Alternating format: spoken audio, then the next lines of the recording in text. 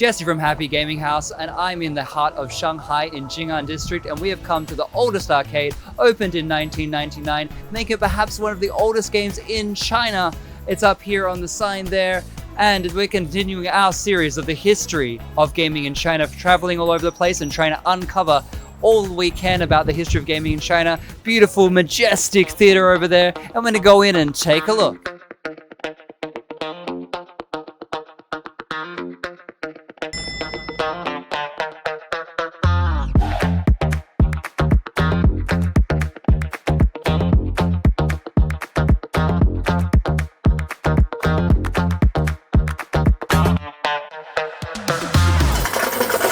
So this is the name of the store.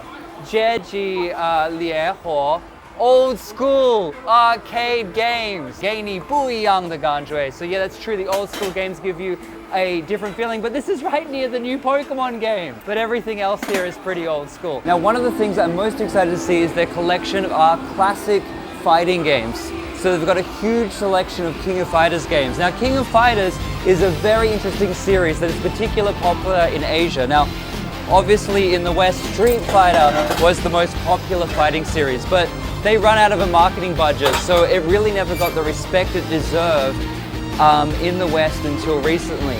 What's really interesting is this place here has the Versus Cities Sega cabinets. Originally fighting games, a lot of them were side by side, but the interesting things about these cabinets, which came out in 1996, is you have your opponent over there, so you don't actually see your opponent. So they've got all these rigged up, but obviously this doesn't use the MVS architecture that SNK, so these have been modified cabinets, but these are classic cabinets from 1996. King of Fighters is a mashup of previous SNK games, Fatal Fury and The Art of Fighting, putting the characters together. Now let's put in some coins and have a go. So basically you're selecting a team of fighters based on the country. The first 5 games through to King of Fighters 97 is one story, overarching story.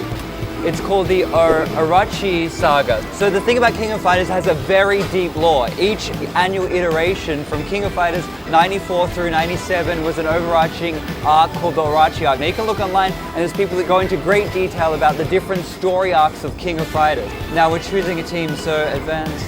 So I'm selecting my character order. I have no idea. Okay. So you generally have 3-on-3 fights. So Ryu Kusanagi is the titular hero of the series, of course. In this case, I don't have an opponent, so it's going to be really easy. Interestingly, there's some differences in the regional variations. They had to tone down some of the animations. So this is really interesting. We've got Tekken 6, so it's based on the PS3 architecture, the Namco 357 arcade board. Now, unlike other Namco boards, this board wasn't really used outside of Namco. I think it was used for some Gundam games. I think it was used for some Taiko Drum games. So as we come over here, we have one of the best racing games of all time. This is Daytona USA. I had this at the local arcade when I was a child. Now this is a very significant game. This was made with GE Aerospace. This was some serious graphical powerhouse at the time. Way, way, way ahead. Basically Namco had made Ridge Racer and Sega wanted to show them up, so they developed their Model 2 hardware, which I think there might be Virtual Strikers. This is 1995-ish. Virtual Strikers was the first 3D soccer game that was also made using the same hardware. But we have Daytona USA. I'm gotta have a little bit of a drive of this. Isn't that a satisfying sound? Okay. I'm gonna do shorts. I've never played the Japanese version of these arcade games, so I'm gonna just put on order. I've not played this in years. Okay, here we go.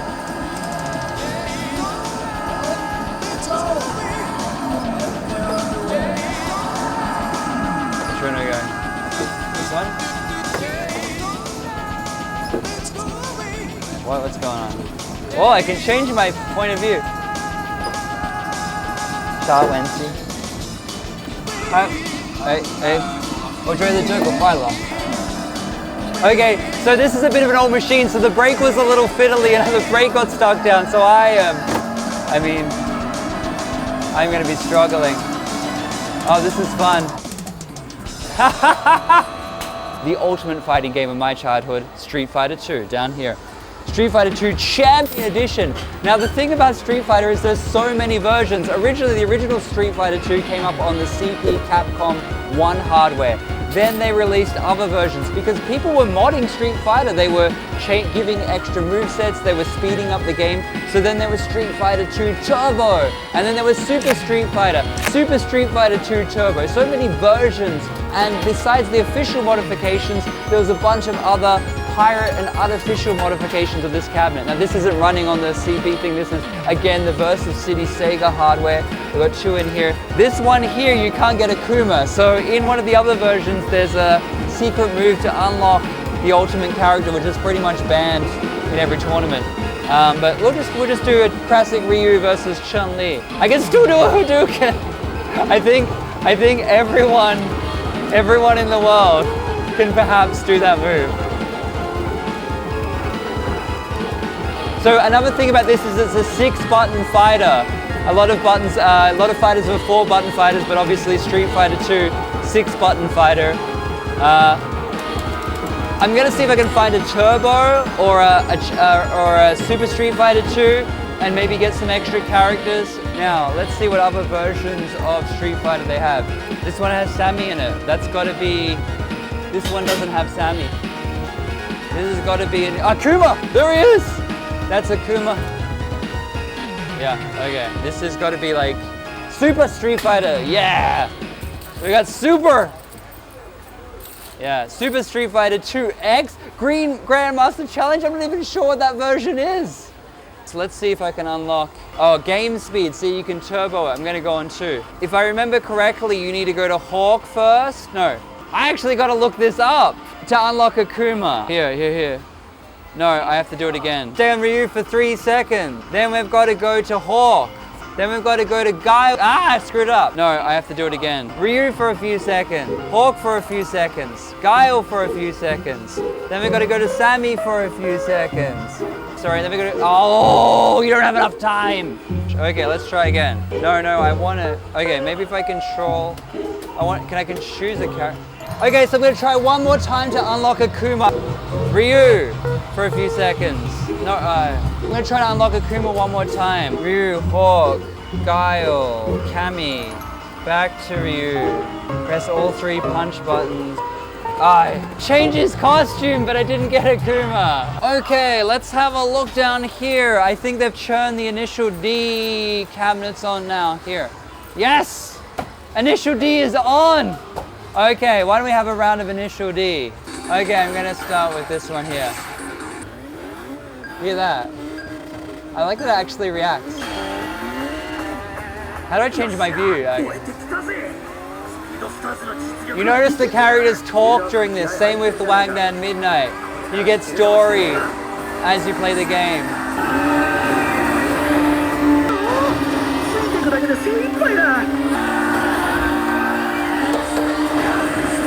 Oh, far out.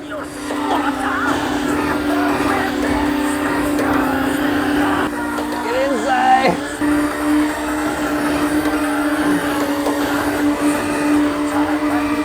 Close. Take that. And the music is fantastic. It's that Eurobeat stuff I love. Yeah. Not bad for the little Torino. The card reader's not functional in this one, sadly, so I'm gonna give it a skip on Wangnan Reader. They use the Namco IC cards. Now actually, there's something interesting. Follow me, I'm gonna show you something very interesting down here.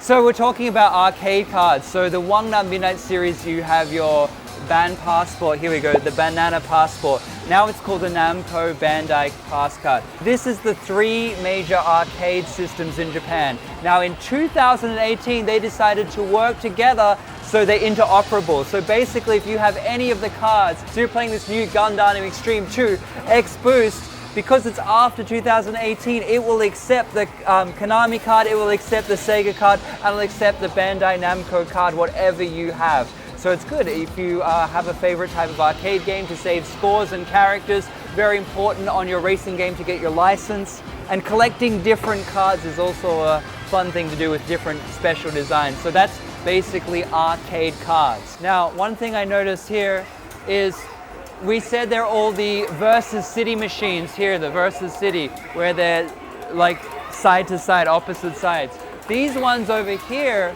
are also from 1996, also Sega machines here. These are the, where do we have? Here, the Blast City. So we've got Versus City, but the single version is called Sega Blast City. That's the single version.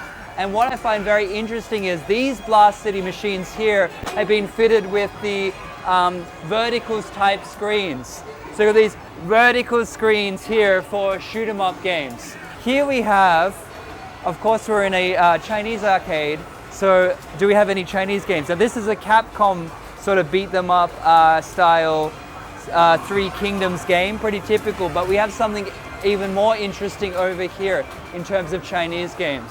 So if we look over here, and we're talking about arcade games developed in the China region, we're talking about IGS. Now IGS actually developed their own arcade board system, which is the only arcade board system that is native to China. And we've got some games here like this, very beautiful graphics. A lot of them have the similar Three Kingdoms theme, that sort of thing. IGS was the #1 sort of, if you're looking for domestically produced games from China, then you're looking at IGS games.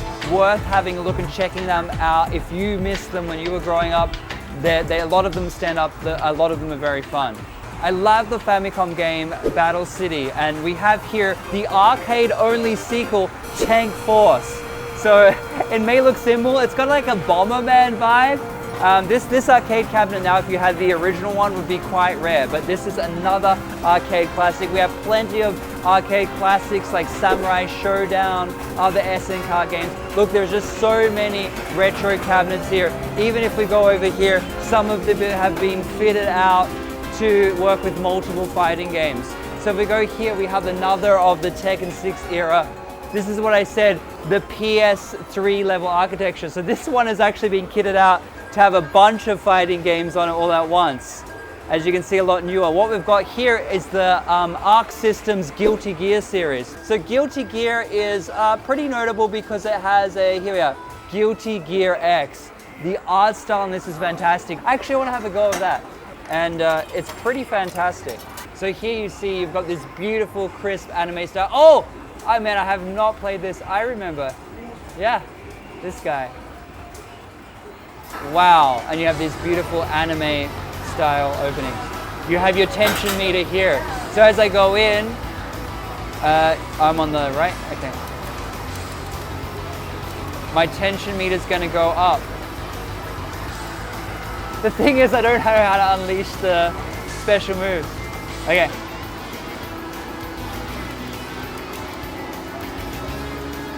How do I unleash it? Yeah. Oh! Okay, 3 beats. Combo.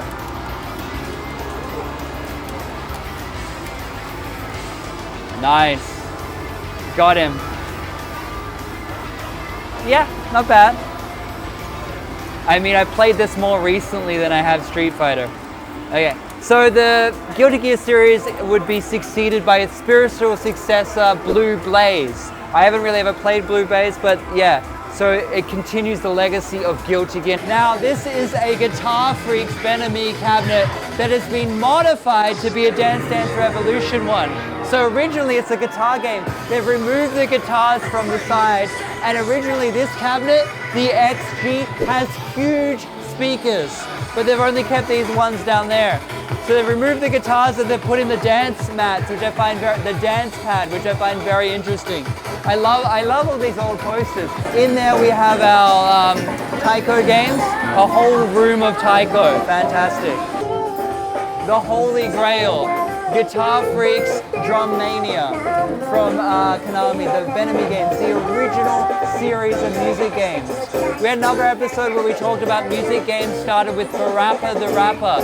First there was Parappa the Rapper, and then there was Dance Dance Revolution. Dance Dance Revolution created an entire new division in Konami for Ben-Ami games. The Ben-Ami series continues to today. And I think there's one more thing I really want to play, and I need to get up and relive my favorite childhood arcade memory, and that is over this way. Time Crisis, the cover shooter, my favorite. Now this is based on the hardware of the PS2. Before we had the 357 Namco board for Tekken 6. This is the Namco 246 PS2 based hardware. But the only problem is I need somebody to play with. Hey Ben, I'm gonna need you to, want a round of Time Crisis? Now put down the camera, we're gonna play some Time Crisis 3. Okay. Yeah? Okay. Together, 2-player. Oh, there's the feedback, man. Right? Yeah. It's so cool. I love it. I can't help actually ducking. Oh my god. This. Yeah.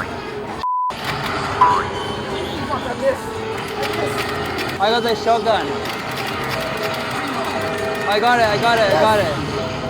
Yeah, we did it. That was fantastic, my friend.